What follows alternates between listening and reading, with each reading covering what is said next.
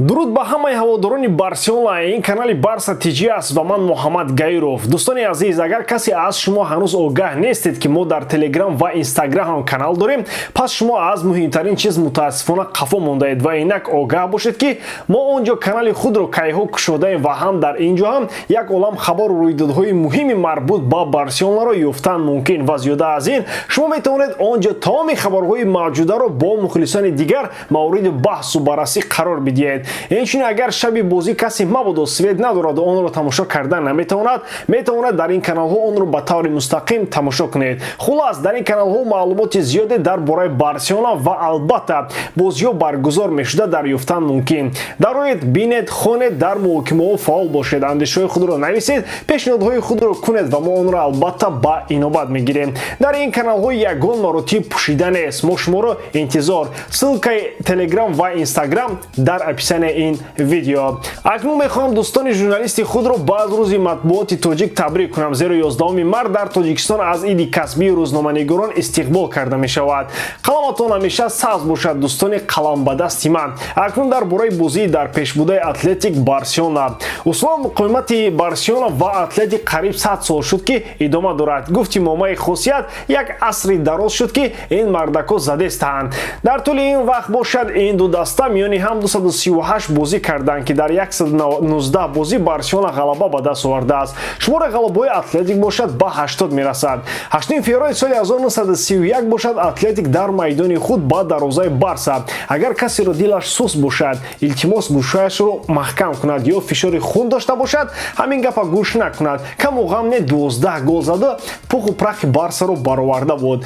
Барселона ба дарвозаи Атлетик гол зад, аммо фақат ҳамагӣ якто. Шояд он голро ҳам худи бозингарони Атлетик ба дарвозаи худ зада бошанд. Хулас, аз он шабҳо чандин қиссаву афсона пушти сар шуду, чандин об аз сар гузашт. Барселона гуфти воймоҳои худамон миллион бор чемпион шуду, 1000 бор ҷому кӯсаву табақи Ла Лигаро гирифт. Акнун дар пеш бозии 239 Атлетик Барса ва бозам дар Билбао истодааст.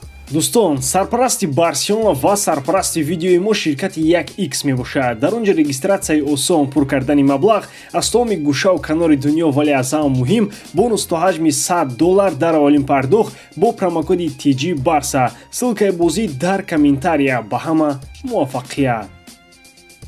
Барселона ба ин бозӣ дар ҳоле меояд ки дар даври гузашта ҳила як ғалабаи мушкилро бар Валенсия ба даст овард. Албатта дар ҳоле ки Барселона қарор дорад гуфти бобои ғулом худо душмани каса гирифтор накунад. Левандовски, Дембеле, Педри, Гави ки устухонбандии Барсаи имрӯзаро ташкил мекунанд ширкат накарданд ва хавиро зарур омад ки як ротатсияи бузургро дар ҳайат роҳандозӣ намояд. Яъне дунё имрӯз ба Фатиҳу Ферран Торис мондааст ки якеаш аз пеналти гол зада наметавонаду дигараш ба дарвозаи холӣ аз 2.5 метр. Ана ҳамин ҳол ба сари Барса борасту акнун бояд дар муқобили Атлетик баромаду бозӣ кард. Аз он 4 нафари дар боло зикршуда дар гумон аст ки 3 нафараш бозӣ кунанд. Ҳарчанд ки хабарҳоам ба гӯш расиданд ки бо эҳтимоли зиёд Усмон Дембеле ба бозӣ омода мешавад, аммо Хави таваккал накарда ӯро барои Эл Класико ҳифз мекунад. Аммо бозам бар тибқи хабарҳои охир Дембеле худо медонад ки ҳатто дар Эл Класико ҳам ширкат кунад. Ҳоли Педри ҳам мисли Дембеле аст ва тайбони даста бозӣ кардани ӯро якшанбе таваккал намекунанд. Левандовски дар бозӣ бо Алмерия 26 феврал осеб бардошта буд ва баъди ташхис тайбон гуфтанд ки муҳлати баргашти ӯ ба бозӣ 2 ҳафтаро ташкил мекунад. Ростӣ ман боварӣ дорам ки тайбони Барселона мисли духтурони участкаи мо ташхис намекунанд ва ақлан тахминҳояшон наздик мебарояд. Аз рӯи илми абҷадшиносӣ ё худ математика аз 26 феврал ки имсол 28 буд то 12 март расу 2 ҳафта яъне 14 рӯз мешавад ва Левандовскиро ҳам дар бозӣ дидан имкон дорад. Аммо пайдо гаштани ӯ дар гумон аст, ҳадди ақал дар ҳайати аввалия. Акнун бо ин назардошт шояд Хави ин гуна ҳаятро ба майдон биёрад. Тер Штеген дар дарвоза, Маркос Алонсо, Кунде, Балде ва Кристенсен дар хати дифоъ, Де Йонг, Бускетс ва Кесие дар миёнаи майдон ва Рафина бо Торес ва Гави дар хати ҳуҷум бозӣ кунанд. Албатта бо баргашти Гави Хави имкон дорад ки Фати ё Торесро иваз кунад. Аммо ба фикри банда айни ҳол ба кули гандагиёяш Торес ва аз Фати дида дар ҳолати хуби физикӣ ва равонӣ қарор дорад. Аммо дар маҷмӯъ ҳолати равонии Барселона хеле хуб аст, зеро дар даври гузашта Реал мусовӣ карда аз Барселона ба қадри 9 хол қафо монд. Ба забони футболӣ агар гӯем, яъне Барселона ҳуқуқи бой доданро дорад, аммо фикр намекунем ки дар зеҳни касе аз бозингарон гуфти Игнат Петрович темболи Хави чунин андеша ҷой дошта бошад. Ғалаба ва танҳо ғалаба дар пеш бошад Эл Класико истодааст ва барои Барселона ҳолати хуби равонӣ доштан гуфти ӯ гапҳо як давлати калон аст. хуб, ба назарам ҳамаи гапҳо гуфта шуданд. ҳайати тахминиро ҳам тартиб додем ва агар касе ягон шакли дигар дорад, гуфтем ки дар Telegram ва Instagram дар канали мо метавонад нависад ва мо онро ҳатман ба Хави мерасонем.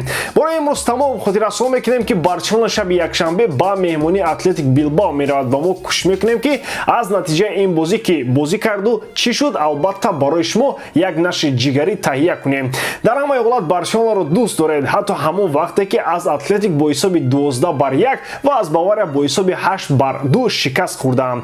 аз бозӣ бо Атлетик бошад албатта пирӯзиро интизорем бо умеди ғалабаи Барселона. худо ёру Муҳаммад ҳамроҳатон.